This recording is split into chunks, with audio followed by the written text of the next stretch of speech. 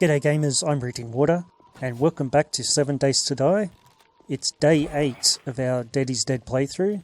Having survived last night's Blood Moon Horde, I spent the morning cleaning up and repairing what I could. Now I'd like to spend the remainder of the day building a workbench so we can then shift our focus to learning concrete production. Let's get started.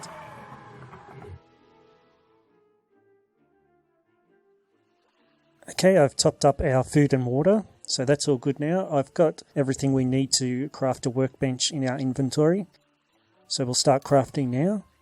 And while that's crafting, I'm going to see if I can figure out the best place to actually place the workbench. I've decided to put it out here for now. I'll just leave it in the open, but in the future I'll enclose this into a separate building and I'll have all my crafting out here. In the workbench menu, I'm able to make a cement mixer. I should have plenty of springs. I may need some more forged iron and mechanical parts, and I've definitely got some small engines. We'll see what extra parts we're going to need to source. Fortunately, I've been smelting down some iron and clay, so now I can just craft a few more forged iron. 5 will be enough, and I had enough mechanical parts. I'll just pick a poor quality engine.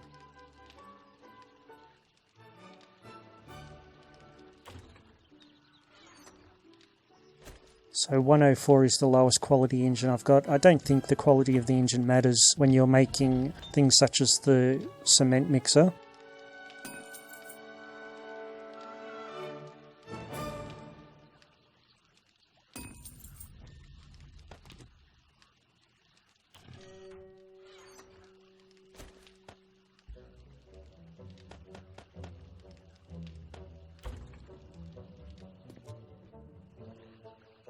Alright, we have all the parts we need to make a cement mixer at the workbench now, so we'll start crafting that. Another thing we need to be able to make cement and concrete is the concrete mixing perk.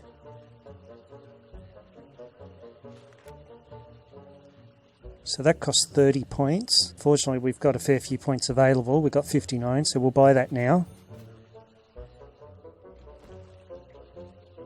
Well, it's not quite midday on day 8, and I'm still waiting for the cement mixer to be finished in the workbench. So while I'm waiting, I might as well go out and do a little bit of adventuring, see what we can find.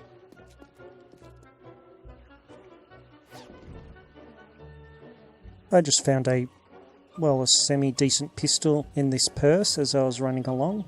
I'll probably just sell it, but I'll be able to at least get the ammunition out of it.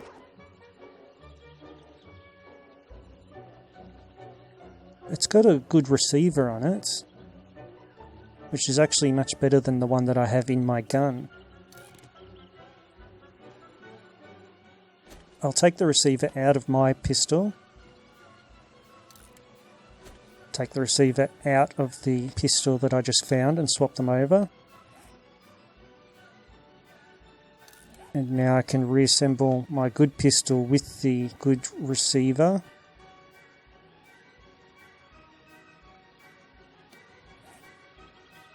And now my pistol is of even better quality. Plus I've got another pistol that I can sell.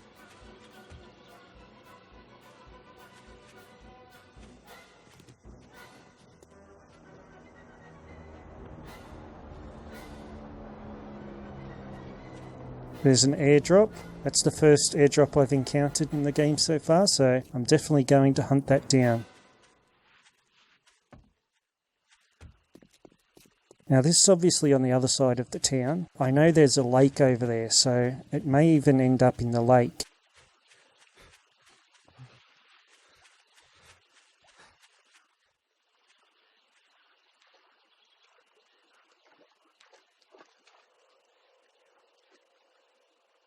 Ah, there it is. It's pretty easy to spot. Now, I don't know if I've mentioned this before, but you should be aware that you can drown in this game. You can see an oxygen meter to the side. So whenever I'm gathering anything from underwater, I always just take it into my inventory straight away without bothering to examine it, and then head straight back up to the surface.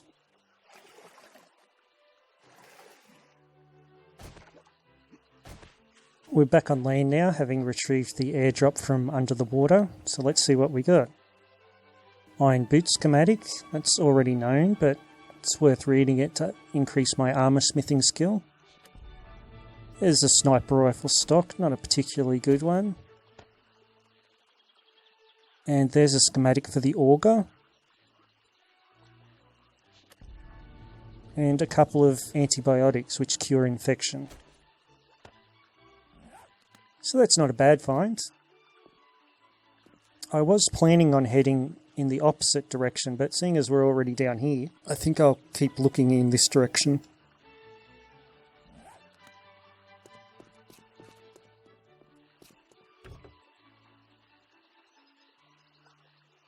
I just found a good claw hammer in this car, which is a good thing because I had to use my claw hammer that I already had to build the workbench.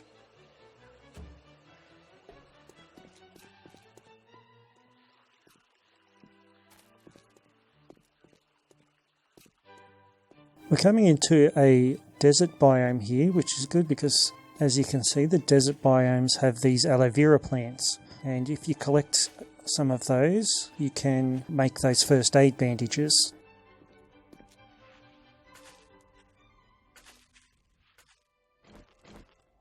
While I've been wandering around the desert here, I've just been collecting these yucca fruit. These can be eaten, and I believe you can also make a yucca juice out of them, which not only rehydrates you but keeps you cool as well.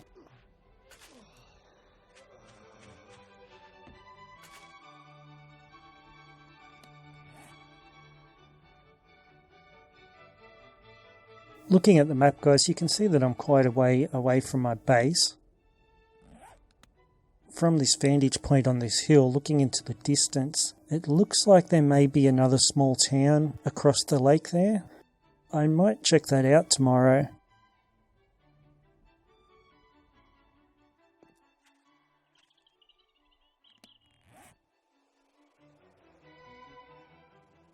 Alright guys, I'm just about to head back to my base, so while I'm on my way back, I'm going to craft some of this aloe cream. So that will take 3.5 minutes to craft. You combine the aloe cream with cloth fragments to make the first aid bandages, which not only stop bleeding, but they also give you a health boost.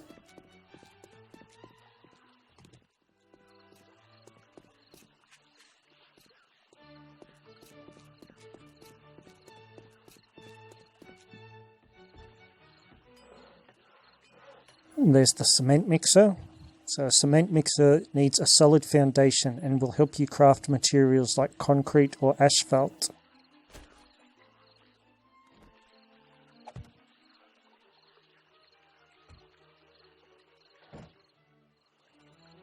So what we really need is concrete mix, which means crushed sand, small stone and cement.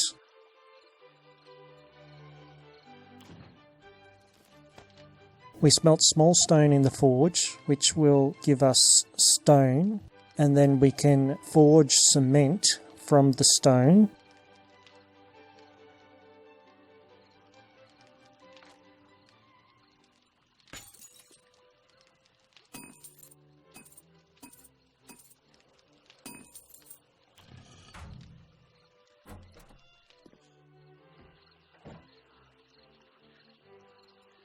Now that we have some cement, we just need some crushed sand. And now we make concrete mix. So it takes 1 crushed sand. Crushed sand can either be dug up from any sandy areas in the environment, or you can make crushed sand from the small stone.